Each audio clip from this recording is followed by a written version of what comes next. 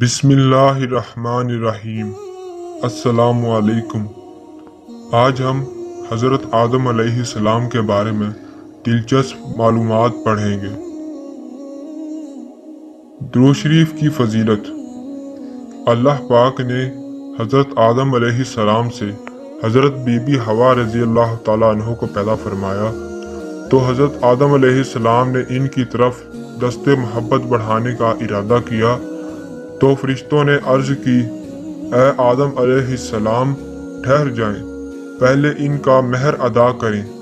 آپ علیہ السلام نے فرمایا، ان کا مہر کیا ہے؟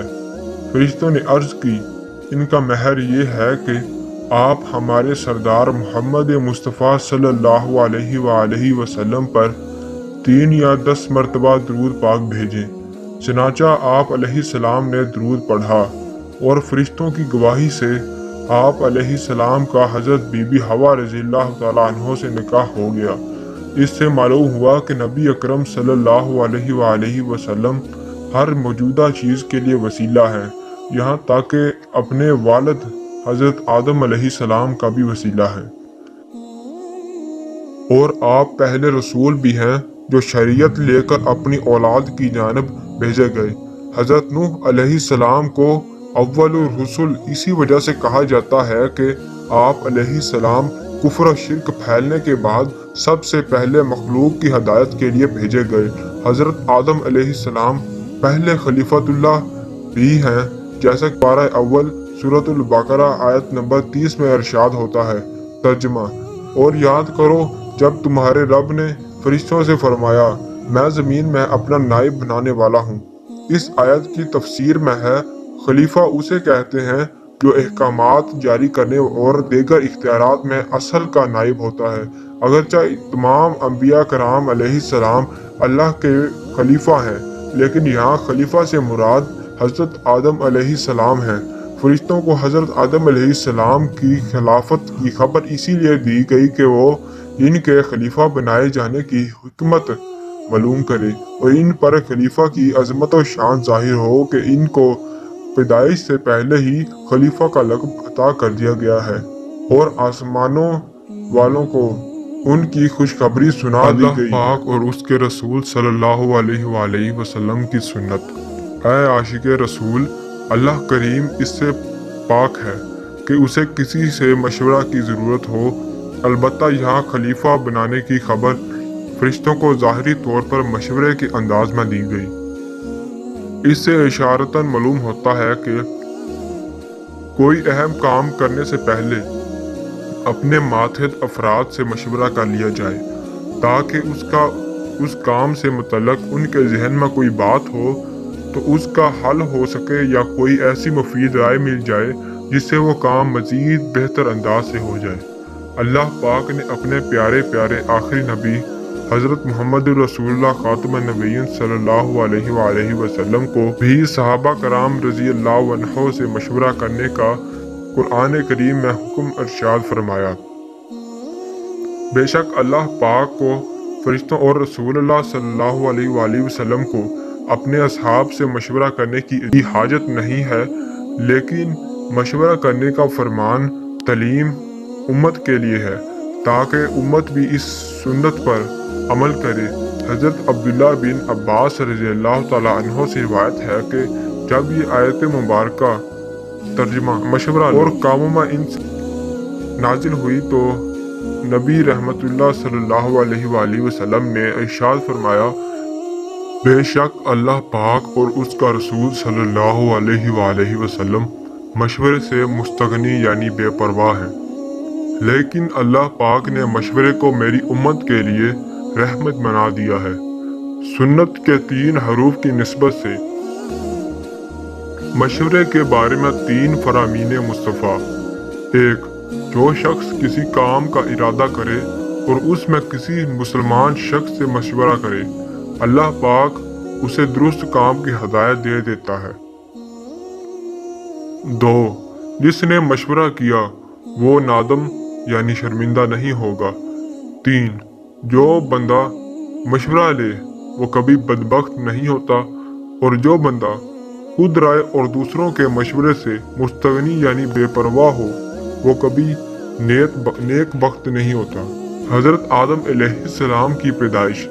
ہمارے پیارے اسلامی بھائیوں، اللہ پاک نے حضرت آدم علیہ السلام کو بغیر ماں باپ کے مٹی سے پیدا فرمایا ہے۔ آپ کی پیدائش کا واقعہ یوں ہے کہ اللہ پاک نے حضرت جبرائیل علیہ السلام کو حکم ارشاد فرمایا کہ زمین سے ایک مٹھی مٹی اٹھا کر لاؤ۔ حضرت جبرائیل علیہ السلام نے زمین سے مٹی اٹھانی چاہی تو زمین نے اس کا سبب پوچھا۔ آپ نے سارا واقعہ بیان کیا۔ اس پر زمین کہنے لگی، میں خدا کی پناہ چاہتی ہوں اس بات سے کہ مجھ سے کچھ کم کیا جائے یا میری کوئی چیز خراب کی جائے۔ حضرت جبرائیل علیہ السلام مٹی لیے بغیر واپس لوٹ آئے اور عرض کی، اے میرے رب، زمین نے تیری پناہ مانگی، نام پاک تو میں تیری عزت کا ادب کرتے ہوئے واپس آ گیا اور اسے پناہ دے دی۔ پھر اللہ پاک نے حضرت میکائیل علیہ السلام کو بھیجا تو انہوں نے بھی اسے پناہ دے دی اور بارگاہ الہی میں وہی عرض کی جو حضرت جبرائیل علیہ السلام کی تھی۔ پھر اللہ پاک نے حضرت اسرافیل علیہ السلام کو بھیجا تو وہ بھی اسی طرح واپس آ گئے۔ پھر حضرت عزرائیل علیہ السلام کو بھیجا۔ جب زمین نے ان سے پناہ مانگی تو انہوں نے فرمایا، میں اس بات سے اللہ کی پناہ مانگتا ہوں کہ اس کے حکم پر عمل کیے بغیر واپس چلا جاؤں۔ چنانچہ انہوں نے زمین سے مٹی لے لی تو اللہ پاک نے روح قبض کرنے کا کام بھی انہی کے ذمہ لگا دیا۔ تم نے ہی اس مٹی کو زمین سے الگ کیا ہے، تم ہی اس کو ملانا، اور ان کا نام مالک الموت یعنی موت کا فرشتہ رکھا گیا۔ کتنی قسم کی مٹیاں تھیں۔ اللہ پاک کے پیارے پیارے آخری نبی مکی مدنی محمد عربی صلی اللہ علیہ وآلہ وسلم نے ارشاد فرمایا، اللہ پاک نے حضرت آدم علیہ السلام کو ایک مٹھی سے پیدا کیا جو تمام روئے زمین سے لی گئی، لہذا اولاد آدم زمین کے اندازے پر آئی۔ ان میں سرخ، سفید اور کالے اور درمیانے اور نرم و سخت، پلید و پاک ہیں۔ یعنی بعض حضرات نے فرمایا کہ حضرت آدم علیہ السلام کی مٹی میں 60 قسم کے رنگ شامل تھے، وہ تمام آپ کی اولاد میں پائے جاتے ہیں۔ حضرت آدم علیہ السلام کو آدم کیوں کہتے ہیں؟ حضرت عبداللہ بن عباس رضی اللہ تعالیٰ عنہ نے ارشاد فرمایا، بے شک اللہ پاک نے آدم کو جمعہ کے دن عصر کے بعد پیدا فرمایا اور آپ کو عظیم الارض یعنی ظاہری زمین کی ایک مٹھی مٹی سے پیدا فرمایا، اس لیے آپ کو آدم کہتے ہیں، اور آپ کی اولاد کو آدم یعنی آدم والا کہتے ہیں۔ حضرت آدم علیہ السلام کی کنیت۔ پیارے پیارے اسلامی بھائیوں، حضرت آدم علیہ السلام چونکہ تمام انسانوں کے والد ہیں، اسی لیے آپ کی ایک کنیت ابو البشر یعنی تمام انسانوں کے والد ہے۔